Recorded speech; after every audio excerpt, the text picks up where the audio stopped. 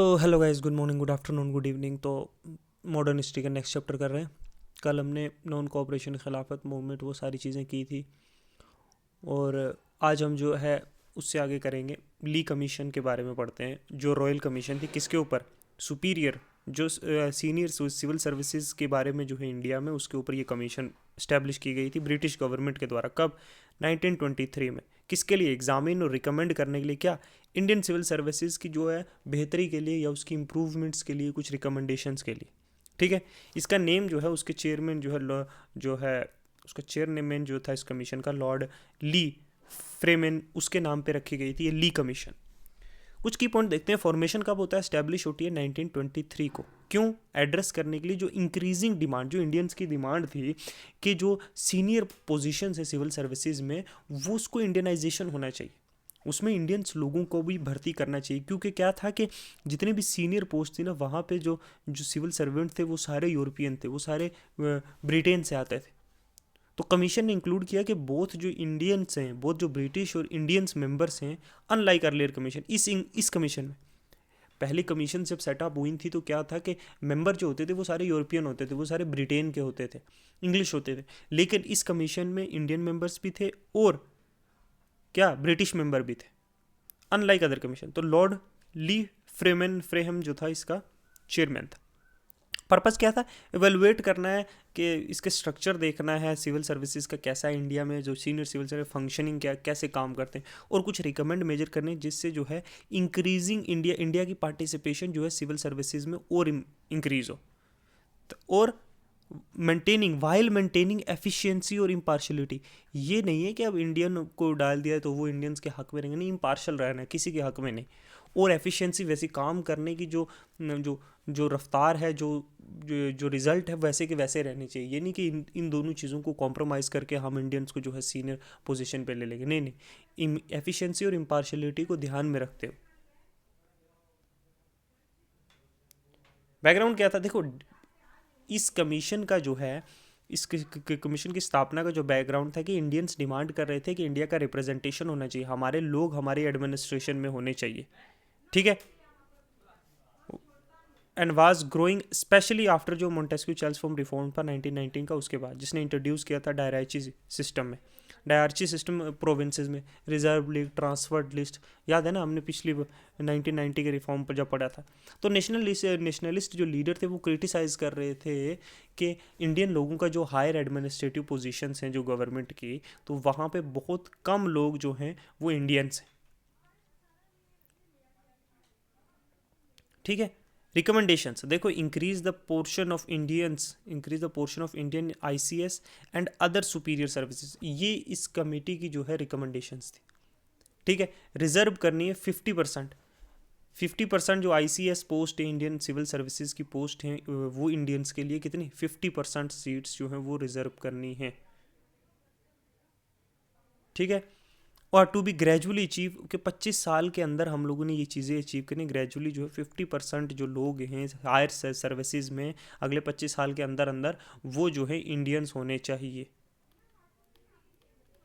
ठीक है। एस्टैब्लिश करना है प्रोविंशियल सिविल सर्विसेज, इंप्रूव करने के लिए गवर्नेंस लोकल लेवल पे भी, कि सिर्फ जो है सेंट्रल लेवल पे नहीं होने चाहिए ये सिविल सर्वेंट, जो आजकल यूपीएससी होती है, आईसीएस, तब आईसीएस होता था ये, बल्कि प्रोविंशियल लेवल पे भी जो है इन लोगों को प्रमोट करना, ताकि वहाँ की भी गवर्नेंस सिस्टम जो है, वहाँ की भी स्ट्रक्चर गवर्नमेंट का है वो इम्प्रूव हो। इंश्योर करनी है जो है parity in opportunity and promotion of Indians and British officers. ठीक है।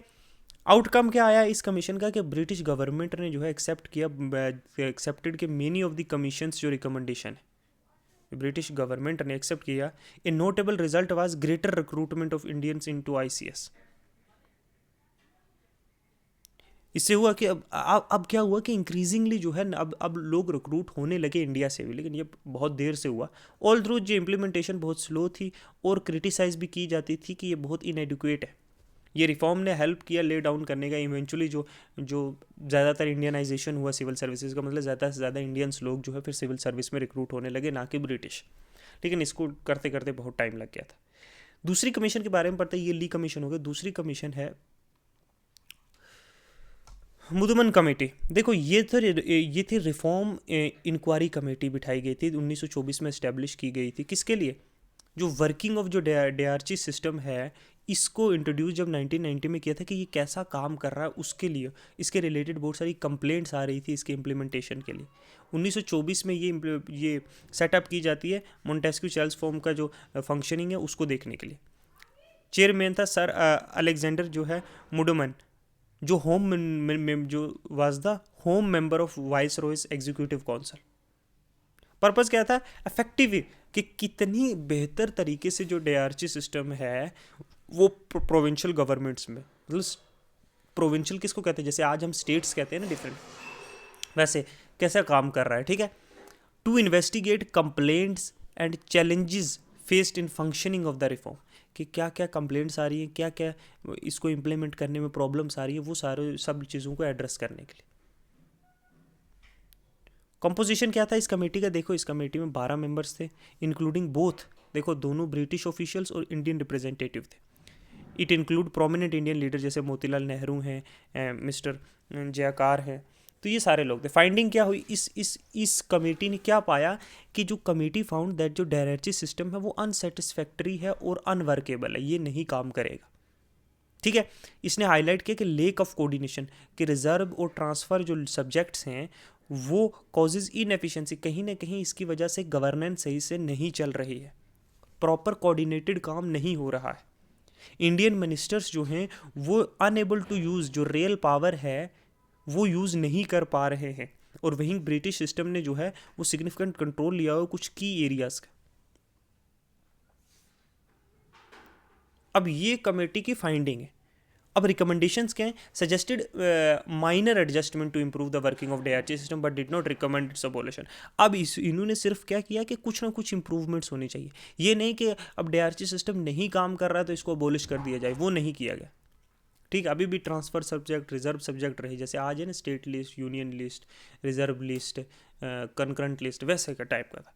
तो मेंबर जो थे British members of committee advocated के, ब्रिटिश जो इसमें ब्रिटिश और इंडियन दोनों मेंबर्स थे, लेकिन जो ब्रिटिश मेंबर्स थे वो ये कह रहे थे कि चलो इस चीज़ को जो है डीआरची सिस्टम को जो जो ये लिस्ट वाला सिस्टम है इसको रहना चाहिए, लेकिन थोड़ा सा रिफॉर्म करके, इसमें रिफॉर्म करना ज़रूरी है, रिफॉर्म की ज़रूरत है, चेंजेस की ज़रूरत है, लेकिन ये सिस्टम जो है जो इंट्रोड्यूस किया 1919 के एक्ट ने, इसको रहना चाहिए। ठीक है, तो ये थी, ठीक है, मधुमन कमेटी। ठीक है, ओके। ली कमेटी किसके लिए थी? सिविल सर्विसेज के लिए। ये किसके लिए थी? डीआरची सिस्टम को चेक करने के लिए। फिर आती है the Indian statutory commission, the Indian statutory commission, popularly इसको सिमन कमीशन भी कहते हैं हम लोग। ठीक है, सिमन कमीशन क्यों आती है? हमने एक क्लॉज भी पढ़ा था, ये कब आती है? 1927 में। किसके द्वारा? British government. इसका पर्पस क्या था कि गवर्नमेंट ऑफ इंडिया एक्ट जो 1919 है, मैं हमने उसमें क्लॉज पढ़ा था ना कि 10 साल के बाद जो है एक कमीशन बनाई जाएगी और वो चेक करेगी कि 1919 का एक्ट कैसा चल रहा है, उसकी वर्किंग कैसी हो रही है, जो उसका इम्प्लीमेंटेशन कैसा हो रहा है। इसको आना 1929 में था, लेकिन ये उससे 2 साल पहले ही आ गया था 1927 में, कि फर्दर कॉन्स्टिट्यूशनल रिफॉर्म इंडिया में क्या किए जा सकते हैं उसके लिए, और एक एवोलुएट करने के लिए कि किस तरीके से 1919 का एक्ट वर्क किया, क्या वो सक्सेसफुल रहा कि नहीं। तो बैकग्राउंड क्या है कि मोंटेस्क्यू चेल्सफॉर्म रिकॉर्ड जो है वो इंट्रोड्यूस किया जाता है 1919 में। वो इंट्रोड्यूस करता है सिस्टम ऑफ डीआरची, मतलब प्रोविंसेस, विच प्रोविंसेस में, सेंटर में नहीं, प्रोविंस में, स्टेट्स में, मतलब जैसे होता है ना वैसे। तो वो डिवाइड करता है जो एडमिनिस्ट्रेटिव सब्जेक्ट्स है वो दो में, रिजर्व सब्जेक्ट जो ब्रिटिश ऑफिशियल के द्वारा हैंडल किया जाएगा, और ट्रांसफ़र सब्जेक्ट जो इंडियन मिनिस्टर के द्वारा हैंडल किया जाएगा। इस एक्ट के अकॉर्डिंगली, एक्ट ऑफ 1919 के अकॉर्डिंगली, एक review of its functioning was due on 1929, कि 10 साल के बाद इस एक्ट का रिव्यू किया जाएगा कि ये कैसा काम कर रहा है और फर्दर रिफॉर्म की ज़रूरत है या नहीं है। हाउएवर जो ब्रिटिश गवर्नमेंट है और पार्लियामेंट जो स्टैनली बाल्डविन है, उसने डिसाइड किया कि हम रिव्यू प्रोसेस जो है वो एडवांस में करेंगे 1927 में। अनलाइकली जो डिमांड है, क्योंकि likely to be preempt India's demand, जो ग्रेटर सेल्फ गवर्नमेंट की डिमांड थी इंडिया की, कि हमें और आज़ादी मिलनी चाहिए गवर्नमेंट चलाने की। फॉर्मेशन कब होता है? देखो, चेयरमैन जो होता है the commission was chaired by sir John Simon. Consist of 7 इसमें जो है ब्रिटिश पार्लियामेंट के मेंबर थे। नोटेबली कोई इंडियन नहीं था, नो इंडियन मेंबर, और यही कंट्रोवर्सी का यहाँ कारण बनेगा, जिससे जो है वाइड स्प्रेड ऑपोजिशन होगी पूरी इंडिया में, लोग इसके खिलाफ बोलेंगे। पर्पज़ क्या था कि असेस करना है गवर्नमेंट ऑफ इंडिया एक्ट 1999 को किस तरीके से हो रहा है, फर्दर क्या रिफॉर्म किए जा सकते हैं, और चेंजेस और क्या रिकमेंड करने हैं बहुत सारी, और क्या तब्दीलियां लाई जा सकती हैं, क्या नए जो इसमें रिफॉर्म लाए जा सकते हैं एक बेटर गवर्नेंस के लिए ब्रिटिश इंडिया की। कंट्रोवर्सी क्या थी?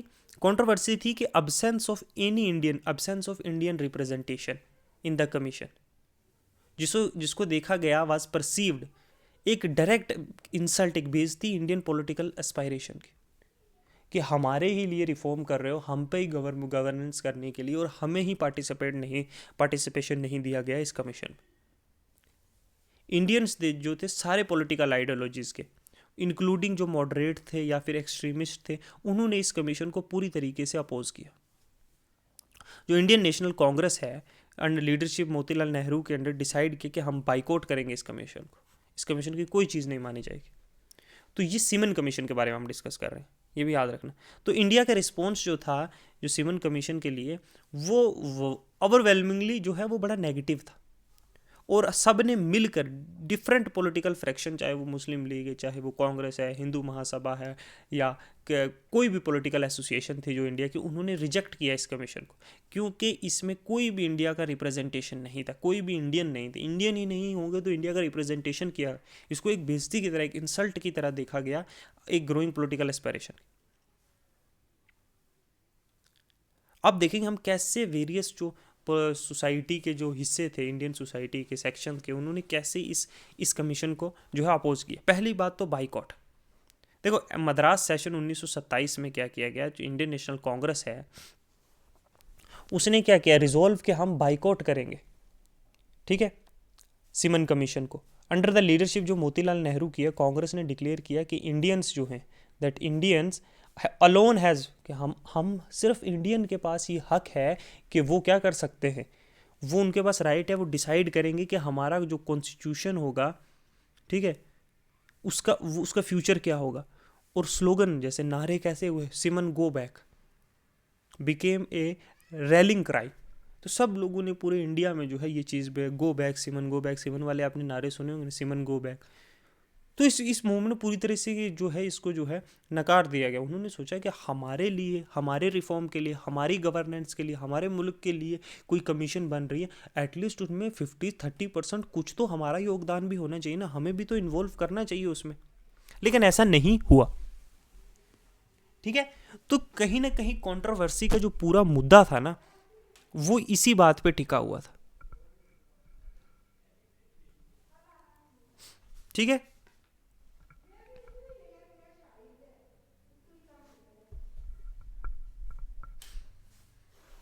तो हमने इंडियन नेशनल कांग्रेस के बारे में पढ़ा, मोतीलाल नेहरू के अंदर इन्होंने पूरा बाइकआउट करने की बात की। अब हम देखते हैं मुस्लिम लीग के अंदर। इनिशियली जो है मुस्लिम लीग जो है वो बटी हुई थी थोड़ा, कि हम किस तरफ जाए, हम कमीशन के साथ रहें, हम उसको बाइकआउट करें। लेकिन मोहम्मद अली जिन्ना के लीडरशिप के अंदर जो सेक्शन थी, कुछ सेक्शन जो लीग की, उसने इस कमीशन को पूरी तरह जो है अपोज किया, उसके खिलाफ थे, और कांग्रेस के कहीं ना कहीं पक्ष में थे कि इस कमीशन को हमें बाइकआउट करना चाहिए। लेकिन कुछ जो कंजर्वेटिव मुस्लिम लीग के लीडर थे, उन्होंने इस कमीशन को सपोर्ट भी किया कि कहीं ना कहीं कि हमें वो जो सेपरेट इलेक्टोरेट और जो माइनॉरिटी सेफगार्ड मिले हैं जो 1909 में, उसके हक में ही होगी।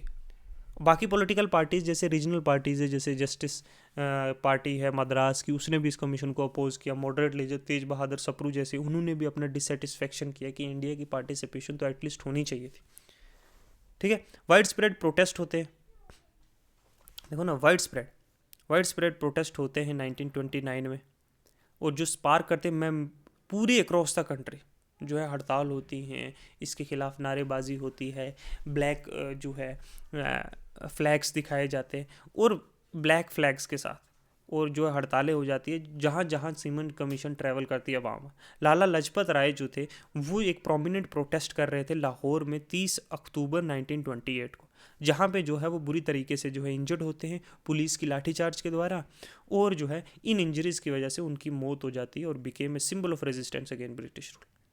इस लाठीचार्ज की वजह से, इसी की वजह से सौंडर को मारा जाता है भगत सिंह के द्वारा, ठीक है, क्योंकि उन्होंने इस लाठीचार्ज का जो है बोला था। तो वहीं से जो है बहुत सारी रेवोल्यूशनरी एक्टिविटीज़ होती है। अब जो है सिमन्स की कुछ रिकमेंडेशंस देखते हैं, ये हमने पढ़ा। सिमन की रिकमेंडेशन थी कि कॉन्स्टिट्यूशनल रिफॉर्म, उसने फोकस किया कि इंडिया में कॉन्स्टिट्यूशन में और रिफॉर्म्स आने चाहिए, और बट फिर वाइडली ज़्यादातर इनको जो है क्रिटिसाइज़ किया गया इंडियंस ने, ठीक है। अबॉलिशन ऑफ डीआरसी, के डीआरसी को ख़त्म करो, ये जो रिजर्व लिस्ट वाला पंगा है, ये जो ट्रांसफ़र लिस्ट वाला है, कमीशन ने रिकमेंड किया कि ये डीआरसी सिस्टम में जो प्रोविंसेस में जहाँ सब्जेक्ट्स जो है डिवाइडेड हैं, जैसे पुलिस और जस्टिस, शुड बी ट्रांसफर्ड, किसी रिस्पॉन्सिबल मिनिस्ट्री को ट्रांसफ़र करना चाहिए और अबॉलिश करना चाहिए ये सिस्टम।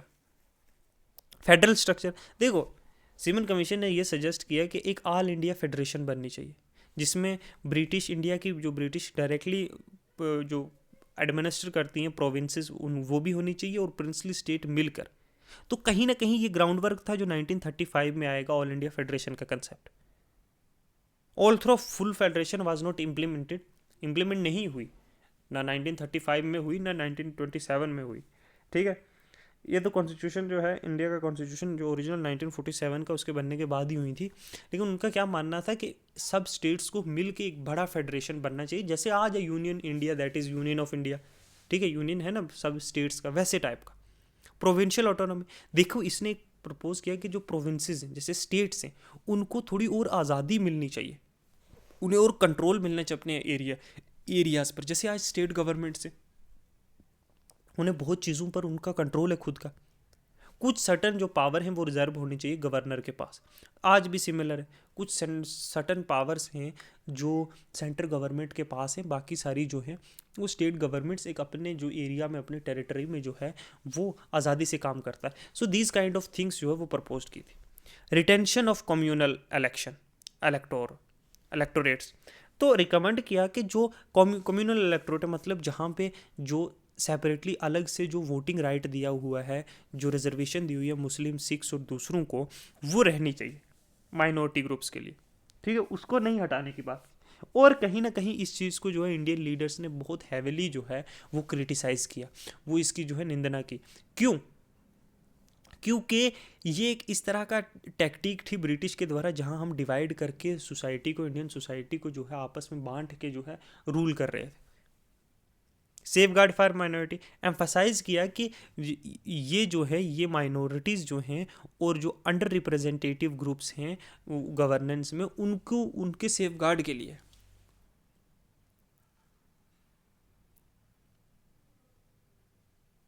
अब ब्रिटिश कंट्रोल ओवर डिफेंस और जो फॉरेन अफेयर्स है हमारे दूसरे मुल्कों के साथ, ठीक है, और जो डिफेंस है इंडिया का, सजेस्ट के जो सेंट्रल सब्जेक्ट है, जैसे डिफेंस है, फॉरेन अफेयर्स है, इंटरनल सिक्योरिटी है, वो ब्रिटिश गवर्नमेंट के कंट्रोल में रहेंगे। तो कहीं ना कहीं ये इस चीज़ से हम ये नीयत, जो ब्रिटिश की नीयत, हम ये देख सकते हैं कि वो अभी भी कंप्लीट जो पावर है वो इंडिया को नहीं देने वाले थे। उनकी नीयत और उनका इरादा यहीं से पता चलता है कि अभी भी डिफेंस है, फॉरेन अफेयर्स है, इंडिया इंटरनल सिक्योरिटी है, वो भी ब्रिटिश के अभी भी गवर्नमेंट के कंट्रोल में रहेगा। तो कहीं ना कहीं दिखता है हमें इस चीज़ से। नो इमीडिएट डोमिनियन स्टेटस, अब ये कमीशन ने साफ साफ रिजेक्ट कर दिया कि इंडिया को कोई डोमिनियन स्टेटस अभी नहीं दिया जाएगा। डोमिनियन स्टेटस मीन्स टू से कि गवर्नमेंट जो है ब्रिटिश एम्पायर के अंदर ही जो है हमें एक तरह की गवर्नमेंट अपनी बनाने का इजाज़त, वो नहीं थी। जो एक मेजर डिमांड थी इंडिया की, इंडियन लीडर की और इंडियन नेशनल कांग्रेस की, जो भी डोमिनियन स्टेटस की, वो पूरी तरीका सिमन कमीशन ने ख़त्म कर दी, ठीक है। ये रिकमेंडेशन जो थे एक प्राइमरी रीज़न था जिसकी वजह से इंडियन ने एकदम वाइड स्प्रेड जो है अपोजिशन हुआ इस कमीशन के खिलाफ, ठीक है। ये डोमिनियन स्टेटस कमीशन ने नहीं दिया 1927 में। इसी का इम्प्लीकेशन आप लोग देखोगे 1930 में जो है लाहौर सेशन, जब जवाहरलाल नेहरू जो है वो रेजोल्यूशन जो है अडॉप्ट करेंगे पूर्ण स्वराज का, कंप्लीट इंडिपेंडेंस के लिए, इसका भी एक रिएक्शन है वो। अच्छा, क्रिएशन ऑफ न्यू प्रोविंसेस, अब रिकमेंड किया कि जो प्रोविंसेस हैं, मतलब जैसे स्टेट्स, उनको जो है दोबारा से रीऑर्गेनाइज करना चाहिए, कि जो बड़ी है उनको छोटा करो, जो लैंग्वेज मतलब एडमिनिस्ट्रेटिव मैटर्स के, जहाँ पॉपुलेशन के हिसाब से, तो उन लाइंस पे जो है, जैसे सेपरेट सिंध को अलग किया गया बॉम्बे प्रेसिडेंसी से, क्रिएटिंग उड़ीसा एज एक सेपरेट प्रोविंस बंगाल से अलग करके। तो इस तरीके से एडमिनिस्ट्रेटिव जो कन्वीनियंस है उसके लिए जो है इन्हें स्टेट को एक्सपेंड। फिर क्या है, एक्सपेंशन ऑफ फ्रेंचाइज, मतलब और ज़्यादा इंडियंस को जो है वोटिंग के लिए जो है, और पहले 10% लोग भी पूरे इंडिया से वोट नहीं दे रहे थे, तो इसको कहीं ना कहीं 20 से 25% करना है, ये एक रिकमेंडेशन थी। लेकिन ये फिर भी रिस्ट्रिक्टेड रहा as far as universal suffrage की बात है कि सबको वोटिंग राइट मिल जाए। अच्छा, आउटकम एंड लेगेसी, देखो सिमन कमीशन की रिकमेंडेशन जो है ना, उसने कहीं ना कहीं जो 1935 का एक्ट था ना, उसकी एक फाउंडेशन रख दी थी, जिसमें प्रोविंशियल ऑटोनॉमी इंट्रोड्यूस हुई कि और थोड़ी आज़ादी मिलनी चाहिए प्रोविंसेस को, या फेडरल स्ट्रक्चर जिसमें इंट्रोड्यूस हुआ। ठीक है, एक यूनियन है, एक सेंट्रल गवर्नमेंट है, बाकी स्टेट गवर्नमेंट्स है। लेकिन ये जो है फुल्ली वो जो एस्पिरेशन थी सेल्फ गवर्नमेंट की, वो नहीं अचीव कर पाया, और इंडिया ने इस रिपोर्ट को इंटायरली रिजेक्ट कर दिया। और इसकी वजह से जो है जो इंटेंसिफाई होगी मूवमेंट, जैसे सिविल डिसोबीडियंस मूवमेंट है 1930 की, जो डिमांड थी कंप्लीट इंडिपेंडेंस की, पूर्ण स्वराज की 1930, तो कहीं ना कहीं वो हड़ताल, वो जो प्रोटेस्ट थे वो ऑल ओवर द इंडिया होने लगे। और जब ऑल ओवर द इंडिया होने लगे तो पुलिस रिप्रिकॉशन आया, जैसे मैंने बताया था लाठीचार्ज हुआ 1928 में।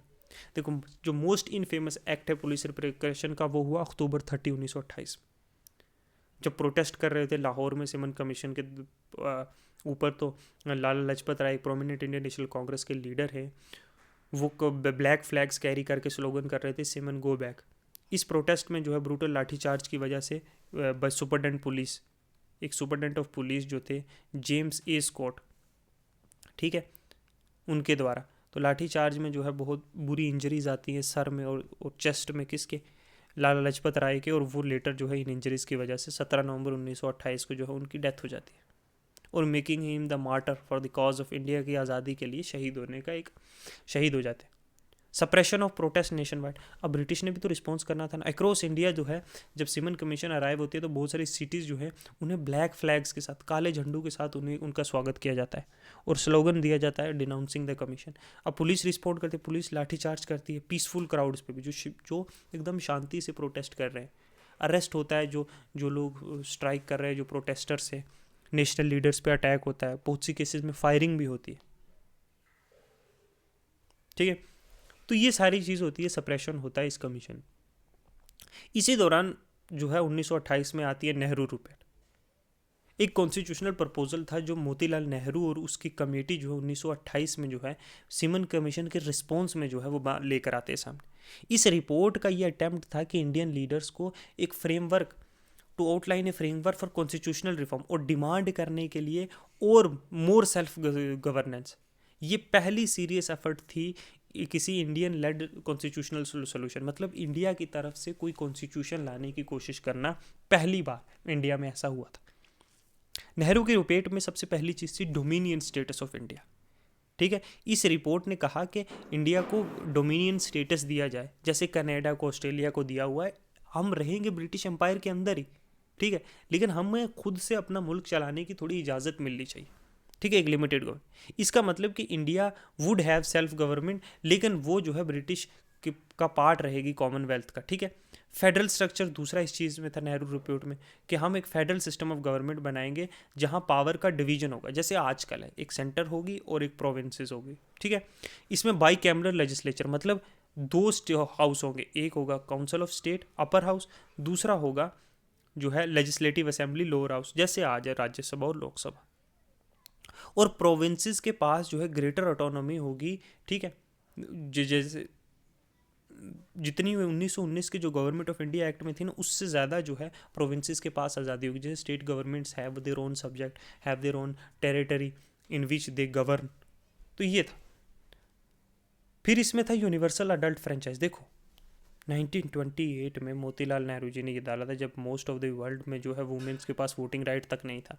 तो इस रिपोर्ट में था कि मीनिंग के जितने भी अडल्ट, चाहे किस कास्ट के, जेंडर के, रिलीजन के, चाहे उनके पास प्रॉपर्टी है चाहे नहीं, या वो टैक्स पे करते हैं या नहीं, उनके पास राइट टू वोट होगा। ये एक बहुत बड़ा सब्जेक्ट था, सब स्टेप था टूवर्ड्स क्या, इक्वालिटी और डेमोक्रेसी के थ्रू फ्रेंचाइज। वो जो था वो नॉट फुल्ली जो एक्सटेंडेड इमीडिएटली। अब सेपरेशन ऑफ पावर, नेहरू की रिपोर्ट ने रिकमेंड किया कि एक क्लियर सेपरेशन होगा, जो एग्जीक्यूटिव, लेजिस्लेटिव और जुडिशरी है उन सब के बीच में क्लियरली दो तीनों सेपरेट होंगे, जैसे जो अमेरिका का कॉन्स्टिट्यूशन है आज, या फिर देखो आपके जैसे जुडिशरी और जो है हमारा एग्जीक्यूटिव आज, एग्जीक्यूटिव लेजिस्लेचर जो है क्लियरली सेपरेटेड है। हालांकि जो एग्जीक्यूटिव और लेजिस्लेचर है वो एक दूसरे पे जो है कहीं ना कहीं जो है एक दूसरे से कनेक्टेड है, लेकिन जुडिशरी जो है क्लियरली सेपरेटेड। तो एक मोर इंडिपेंडेंट जुडिशरी बनाने का कहीं ना कहीं यहाँ पे एक कारण था। प्रोटेक्शन फॉर माइनॉरिटी, देखो रिपोर्ट ने एम्फोसाइज किया जो प्रोटेक्शन है राइट ऑफ रिलीजियस और लिंग्विस्टिक माइनॉरिटीज, उस पर ध्यान डाला जाएगा, उनको कुछ प्रोटेक्शंस दी जाएगी। हाउएवर ये पर्पोज जो था जो जॉइंट इलेक्टोरेट का था रादर देन सेपरेट इलेक्टोरेट, जो स्टैब्लिश किया था 1919 के एक्ट ने, ठीक है। अब ये कंसेप्ट जो कम्युनल रिप्रेजेंटेशन का था वो एक कंटेजियस इशू था, और ये बहुत बड़ा मेजर पॉइंट ऑफ डिबेट भी था। क्या मुस्लिम्स को जो अलग रिप्रेजेंटेशन दी गई है, ठीक है, और बाकी जो कम्युनिटीज़ को जो अलग अलग जो है कि वो अपनी मर्जी से अपना चुना हुआ लीडर बना सकते हैं, क्लियर जो है रिजर्वेशन दी हुई वोटिंग राइट में, ये एक इशू बहुत बड़ा था। फिर सिविल और फ्रीडम राइट भी दी हुई। देखो रिपोर्ट ने जो इंक्लूड किया provisions, fundamental right of citizen, जैसे freedom of speech, religion, association, protection of personal liberty, ये सारे फ्रीडम राइट्स भी जो है ये नेहरू रिपोर्ट में थे। एबोलिशन ऑफ डायरची, ठीक है, नेहरू ने प्रपोज किया कि ये डायरची खत्म होनी चाहिए, और डुअल सिस्टम ऑफ गवर्नेंस जो प्रोविंसेस में है वो इंट्रोड्यूस, ठीक है, और इंट्रोडक्शन जो 1919 के एक्ट में आया था ना कि रिजर्व लिस्ट अलग है, ट्रांसफर लिस्ट अलग है, ये ख़त्म हो जाने चाहिए, ओके, जिसमें सर्टन सब्जेक्ट जो मैनेज किए गए हैं इंडियन मिनिस्टर्स के द्वारा और ऑफिशियल्स के द्वारा अदर देन ब्रिटिश। उस रिपोर्ट ने आर्ग्यू किया कि एक यूनिफाइड एग्जीक्यूटिव होना चाहिए, इंडियन मिनिस्ट्री जिसके कंट्रोल में होगी, ओके। डिबेट और रिएक्शन, देखो जो अब नेहरू रिपोर्ट आ जाती है, ये लार्जली तो देखो कांग्रेस के द्वारा तो ये सपोर्ट की गई थी, कांग्रेस के द्वारा स्पेशली बाई मोतीलाल नेहरू, जो लार्जली ये सपोर्टेड बाई कांग्रेस थी, स्पेशली मोतीलाल नेहरू और बाकी जो मॉडरेट लीडर थे जैसे CR दास है। लेकिन इसको अपोज भी किया गया कुछ मेंबर कांग्रेस के अंदर ही, इंक्लूडिंग सुभाष चंद्र बोस और जवाहरलाल नेहरू ने भी इसे अपोज किया। उन्हें लगा कि we did not go far enough in demanding full independence, कि हम जो है कहीं ना कहीं हमने बैक स्टेप लिया है डोमिनियन स्टेटस मांगकर इसमें, और हम अब कंप्लीट इंडिपेंडेंस के लिए जाएंगे। तो नेहरू और सुभाष चंद्र बोस और जो यंग रिएक्शनरी जो लीडर्स थे वो कहीं ना कहीं इसको अपोज कर रहे थे। मुस्लिम लीग जो है जिन्ना के लीडरशिप के अंदर वो स्ट्रांगली अपोज की इस रिपोर्ट को, उसने भी अपोज किया। स्पेशली प्रपोजल कि यूनिफाइड इलेक्टोरेट, कि सब जो है इकट्ठे एक में रहेंगे, जबकि मुस्लिम लीग डिमांड कर रही थी हमें सेपरेट इलेक्टोरेट होना चाहिए, हमारे लिए कुछ रिजर्व सीटें होनी चाहिए। वो डिमांड कर रहे थे सेपरेट इलेक्टोरेट, कि हम सेपरेटली इलेक्ट करेंगे अपना मेंबर, ठीक है, तो प्रोटेक्ट करने के लिए अपने पॉलिटिकल इंटरेस्ट। लेकिन ये डिमांड नेहरू रिपोर्ट में ऐड नहीं की गई थी, जिन्ना ने भी अपोज किया, और कहीं ना कहीं नेहरू रिपोर्ट से नाराज होकर जो है मुस्लिम लीग और कांग्रेस का जो है और जो है दूरियां कहीं ना कहीं यहाँ बढ़ गई, इवेंचुअली लेड टू जो जिससे जो है creation of separate Muslim state हुआ, जो क्यूमुलेट हुआ फॉर्मेशन ऑफ पाकिस्तान।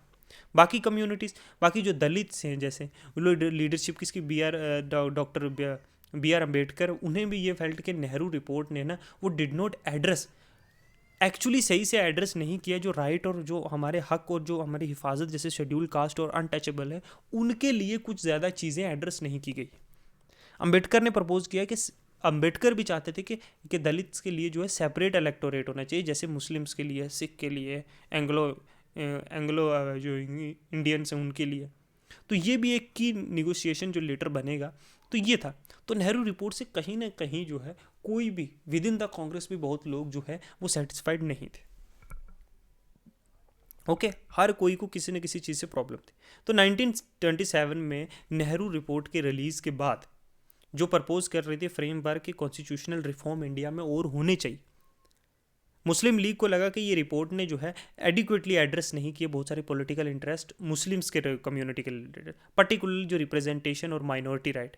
तो मोहम्मद अली जिन्ना जो है द माइनॉरिटीज़ और मोहम्मद अली जिन्ना जो है मर्ज हुए एक प्राइमरली पॉलिटिकल वॉइस, किसकी, मुसलमानों की, और रिप्रेजेंटेशन इंडिया के मुसलमानों की जो है वो एक लीडर की तरह उभर के आए मोहम्मद अली जिन्ना। अब नेहरू रिपोर्ट जिसको विच लेटर कोल्ड फॉर, जिसने कहा कि यूनिफाइड इलेक्टोरेट होना चाहिए और जॉइंट रिप्रेजेंटेशन होना चाहिए मुस्लिम और हिंदूज के लिए, वो कहीं ना कहीं एक थ्रेट की तरह देखा गया मुस्लिम के पॉलिटिकल इन्फ्लुएंस के लिए, उनके प्रोटेक्शन ऑफ इंटरेस्ट के लिए। स्पेशली जो सेपरेट इलेक्टोरेट जो ये बचाना चाहते थे मुस्लिम्स का, जो 1909 में मिल चुका था ऑलरेडी, जिसको मिले हुए 20 साल हो गए थे। अब नेहरू रिपोर्ट को देखते हुए दिल्ली प्रपोजल फॉर्म किया जाता है मुस्लिम लीग के द्वारा, ठीक है, टू सेफ गार्ड करने के लिए जो मुस्लिम इंटरेस्ट है और जो है और कॉन्स्टिट्यूशनल अरेंजमेंट। तो सेपरेट इलेक्टोरेट फॉर मुस्लिम जो की प्रपोजल था 1917 का, 1927 का दिल्ली प्रपोजल का। अब दिल्ली प्रपोजल जो है वो स्ट्रांगली ये एडवोकेट कर रहा था कि जो सेपरेट, जो अलग से मुस्लिम्स के लिए जो रिजर्वेशन है इलेक्शन में, वो रहनी चाहिए।